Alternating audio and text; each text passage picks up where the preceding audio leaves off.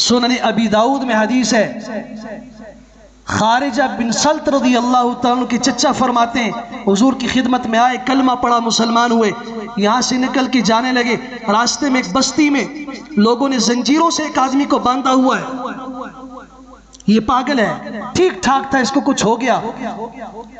آپ کہاں سے آئے؟ کہا میں مسلمان ہوں، مدینہ سے آیا ہوں۔ اچھا، اس پیغمبر کو مانتے ہو جو ابھی نیا آیا ہے؟ ہاں، تو پھر اس کے اوپر کوئی دم وم کرو، یہ ٹھیک ہو جائے۔ انہوں نے سورہ فاتحہ پڑھی، 3 دن تک اس پہ دم کیا، سنن ابی داؤد کے الفاظ ہیں، وہ ٹھیک ہو گیا۔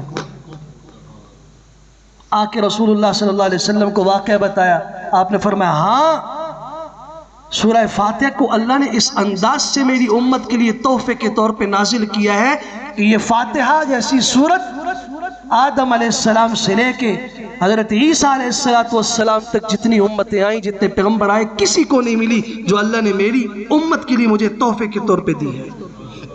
اس امت کو پتہ تو چلے نا کہ فاتحہ کیا ہے۔ جب آپ کسی کو بھی بتاتے ہو فاتحہ پڑھو، پہلے کہہ دو فاتحہ فلق ناس سے پڑھتے رہنے جو اور کرو، یقین ہی نہیں ہے